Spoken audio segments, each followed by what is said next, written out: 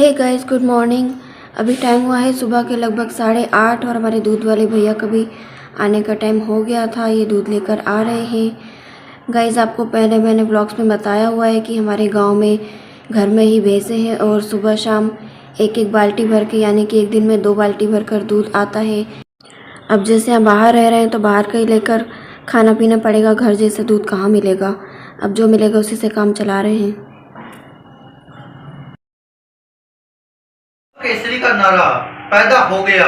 राज्य के कुछ दक्षिणपंथी नेताओं ने युवकों का आह्वान किया कि और गाइस, ये है रूही, हम जिनके मकान में रह रहे हैं अभी रेंट पर, जो हमने रूम लिया है। तो ये उन्हीं भैया की बेटी है, इसका नाम रूही, बहुत ज़्यादा शरारती है।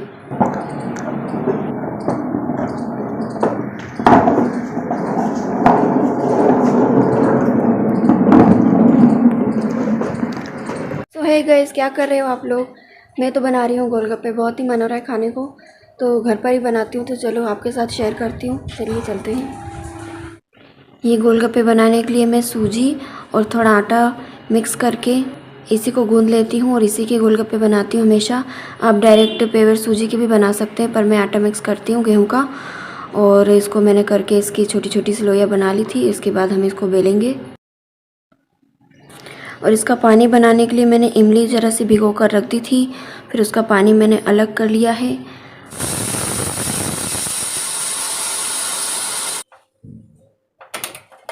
गोलगप्पे के अंदर भरने के लिए जो मसाला बनता है उसके लिए मैंने इसमें आलू उबाल लिए थे, तो आलू उबल चुके हैं। मैं इसको निकाल के अलग रख दूँगी, ये ठंडे हो जाएंगे। तब तक हम गोलगप्पे वगैरह बनाएंगे, तब तक ये ठंडे हो जाएंगे। उसके बाद मैं प्याज काट लूँगी बारीक और इसका मसाला बनाऊँगी। गोलगप्पों को जब बेल कर रखेंगे तो उसे कपड़े के ऊपर डालेंगे। गीला कपड़ा होना चाहिए और साफ़ कपड़ा होना चाहिए। तो मेरे पास एक कॉटन का मेरा दुपट्टा है, मैंने इसे अच्छी तरह से धो लिया है। मैं इसे अच्छे से भिगो लेती हूँ। इसको बिछाने के बाद फिर इसके ऊपर हम गोलगप्पे बेल कर डालेंगे, ठीक है। इस कपड़े को जिस पर गोलगप्पे डालने हैं बेलकर, तो इसको गीला करके अच्छे से निचोड़ लेना है। एकदम गीला गीला भी नहीं छोड़ना है, वरना जो गोलगप्पे हम बेलकर इस पर डालेंगे वो चिपक जाएंगे और वो सही से तल नहीं पाएंगे, हम फ्राई नहीं कर पाएंगे। एक तो होता है ये बेलन और एक ये बेलन होता है। तो गोलगप्पे बेलने के लिए हमें इस बेलन की ज़रूरत है, इसकी नहीं है, ठीक है।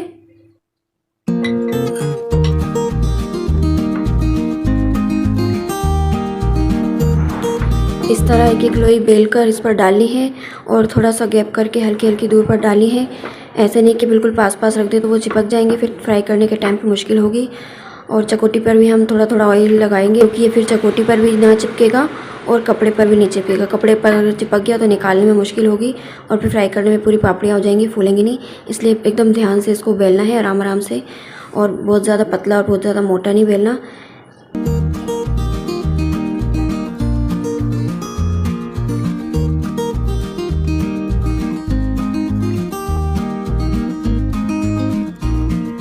हम एकदम से फ्राई नहीं कर सकते, इसे थोड़ी देर छोड़ना पड़ेगा। थोड़ी हवा लगनी ज़रूरी है, वरना ये ठीक तरह से फूल नहीं पाएंगे। तो इसलिए हम थोड़ी देर छोड़ देते हैं। तब तक मैं बना लेती हूँ उसके लिए, उसमें डालने के लिए जो पानी होता है मैं उसको तैयार कर लेती हूँ। चलिए, इसका पानी बनाने के लिए मैं पुदीना लेती, पर पुदीना मेरे पास था नहीं, तो मैंने धनिया लिया है। ओनली धनिया और हरी मिर्च। पुदीना भी होता तो अच्छा टेस्ट आता है। फिर मिर्च बारीक बारीक काट कर डाल दी थी। तो इसको मैं इस तरह से पीस लूँगी। मेरे पास अभी ना मिक्सी है और ना इसे कूटने के लिए कुछ और है, तो मैंने इसे चकोटी बेलन से ही बारीक कर लिया था और इसको फिर मैंने इस तरह पानी में डाल दिया था।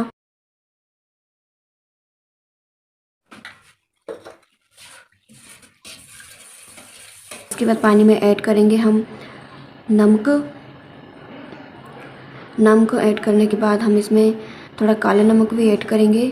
और आपके पास जो भी मसाले घर पे मौजूद है, आप इसको जितना चटपटा बनाना चाहे तो और भी डाल सकते हैं। मेरे पास जो मसाले थे मैंने वही डाल दिए। ये पानी पूरी बनाने के लिए पानी में जो मसाला डलता है, तो ये मसाला भी मेरे पास रखा हुआ है, ये भी मैं इसमें ऐड करूँगी। और इसमें मैंने थोड़ी चीनी भी डालकर इसमें घोल कर रख दी थी, ताकि खट्टा मीठा पानी बने। इमली का पेवर पानी है तो ज़्यादा खट्टा ना हो जाए, इसलिए मैंने इसको चीनी भी डाली थी और इसमें ये सब मसाले डाल के मिक्स कर दिया था। और ये कढ़ाई में यहाँ पर मैंने घी ऐड किया है। आपको मैंने पिछले ब्लॉग्स में बताया है कि हरियाणा में जहाँ मेरे ससुराल है वहाँ पे घी खाते हैं। कुछ भी फ्राई करें या साग बने, हर चीज़ में घी यूज़ होता है। तो इसलिए मैं ये गोलगप्पे भी घी में ही फ्राई करूँगी। ऑयल, रिफाइंड ऑयल बिल्कुल भी यूज़ नहीं होता है, तो इसलिए मैं इसको घी में तल रही हूँ इस तरीके से। ये देखिए कितने सुंदर लग रहे हैं और फूलते जा रहे हैं।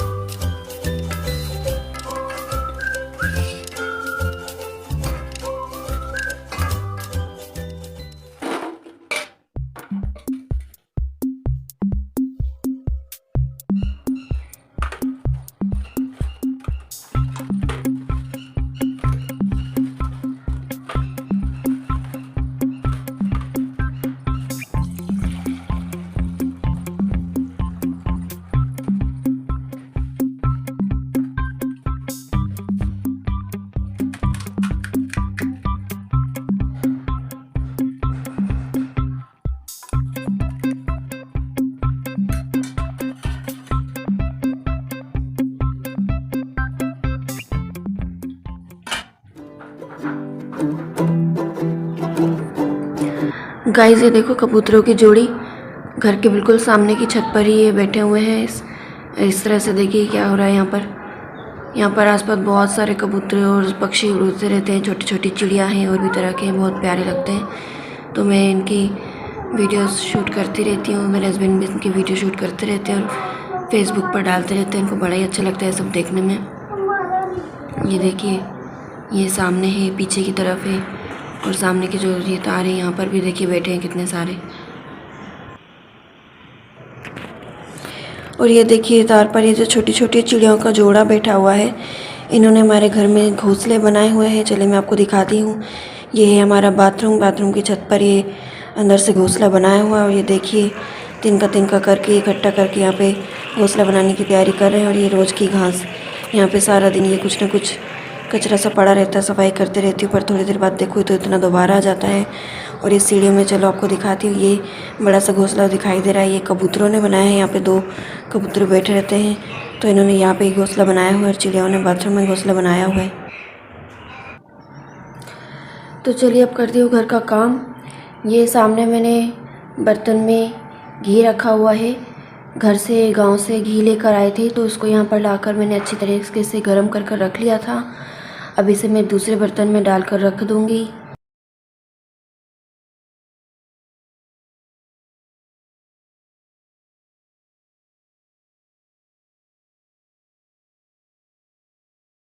घी को इस बर्तन में डालने के बाद जो पहला बर्तन था, मैं उसको इस तरीके से इसके ऊपर पलट के रख दूँगी ताकि सारा घी इसके अंदर अच्छे से आ जाए। और चलिए ये इसमें सेट हो जाएगा, तब तक मैं आगे का काम कर लेती हूँ। तो चलिए आगे चलते हैं। उसके बाद मैं जा रही हूँ आगे का काम करने। तो कपड़े भिगो के मैंने रखे थे, तो कपड़े भी धो लेती हूँ। मैं कपड़े धोने के लिए ज़्यादा सर्फ़ का यूज़ नहीं करती हूँ। मेरी आदत नहीं है कि बहुत सारा सर्फ़ डालकर उसमें कपड़े भिगो दिए, वरना कई जगह देखा है कि सर्फ़ बहुत डाल देते हैं कि इससे कपड़े अच्छे तरीके से साफ़ हो जाए। ऐसा कुछ नहीं है। मैं पानी को हल्का गुनगुना रख करके उसमें बिल्कुल थोड़ा सा सर्फ़ डाल के उसमें कपड़े काफ़ी देर तक भिगो कर रख देती हूँ, तो इससे कपड़ों की मैल पूरी तरह से निकल जाती है। और इसको ज़्यादा घिसना भी नहीं पड़ता है, और ना ही ज़्यादा इस पर साबुन कपड़े धोने का यूज़ करना पड़ता है, तो आराम से कपड़े साफ़ हो जाते हैं। तो कम खर्चे में हम आराम से अपना काम चला सकते हैं। तो मैं इस तरीके से चलाती हूँ, मेरी आदत है स्टार्टिंग से ही। तो चलिए मैं पीछे कपड़े सुखा देती हूँ। अब ये शाम का टाइम हो रहा है लगभग, तो कपड़े मैं डाल दूँगी यहाँ पे।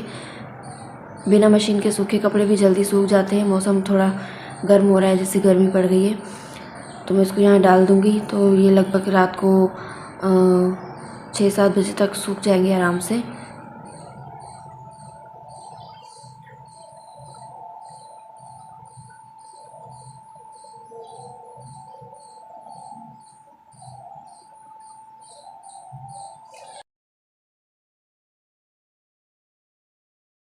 ये देखिए मैंने बर्तन इस पर पलट के जो रखा था, इसका घी पूरी तरीके से दूसरे बर्तन में आ गया है। मैं इसको अलग रख देती हूँ।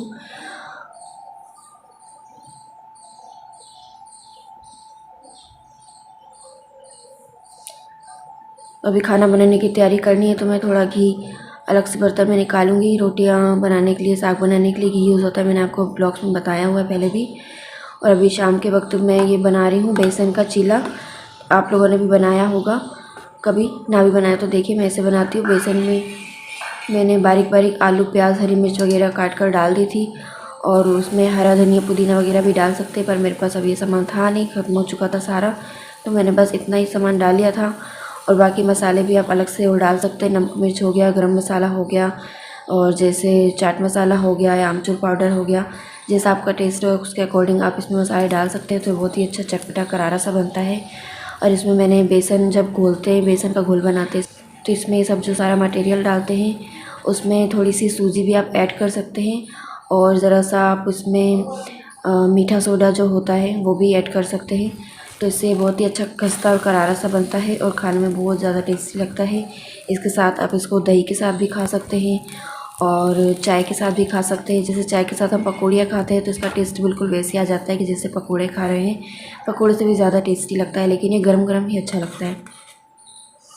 तो इसके बाद मैंने बर्तन वगैरह धोकर रख दिए थे, तो मैं इसको साफ़ करके यहाँ रख रही हूँ। यहाँ मैंने आपको पिछले व्लॉग्स में बताया था, जब मैं यहाँ पर आई थी तो घर की साफ़ सफाई की थी और आगे पीछे की गैलरी बिल्कुल ओपन सी है, तो हवा भी चलती है तो धूल मिट्टी बहुत ज़्यादा हो जाती है, डस्ट बहुत होती है, तो इसलिए यहाँ की सफाई रोज़ इस तरीके से करनी पड़ती है जैसे घर कितने दिनों से साफ़ नहीं किया हो। तो चलिए इसके बाद में ये सारा कुछ क्लियर कर देती हूँ। शाम को भी मैं कभी कभी पोछा लगा कर सोती हूँ ताकि जो भी डस्ट है सारी हट जाए, और सवेरे उठ के दोबारा से मैं झाड़ू लगा के दोबारा पोछा लगा देती हूँ, उससे घर साफ़ भी रहता है। दोस्तों मैं जैसे व्लॉग्स बनाती हूँ और आपके साथ शेयर करती हूँ तो आपको मेरे व्लॉग्स कैसे लगते हैं आप मुझे कमेंट बॉक्स में बताया कीजिए, और आपको कुछ कमी लगती हो तो आप वो भी बताया कीजिए, मैं चेंज करने की कोशिश करूँगी। और गाइस मुझे आपके साथ बहुत सारी बातें करनी है, मुझे टाइम मिलेगा जैसे मैं आमने सामने बैठकर आपसे मेरे बारे में बहुत कुछ शेयर करना चाहती हूँ, तो जैसे ही टाइम मिलेगा मैं आपके साथ बहुत सारी बातें करूँगी। आप मेरे ब्लॉग्स देखिएगा और बताइएगा आपको कैसा लगा। मैं आपके साथ जो भी बातें करूँगी आप उसमें भी मुझे कोई राय दीजिएगा, मैं आपसे कुछ पूछूँगी तो चलिए इस ब्लॉग में अभी आज यही एंड करती हूँ। मिलेंगे अगले ब्लॉग्स में, तब तक के लिए बाय बाय, थैंक यू।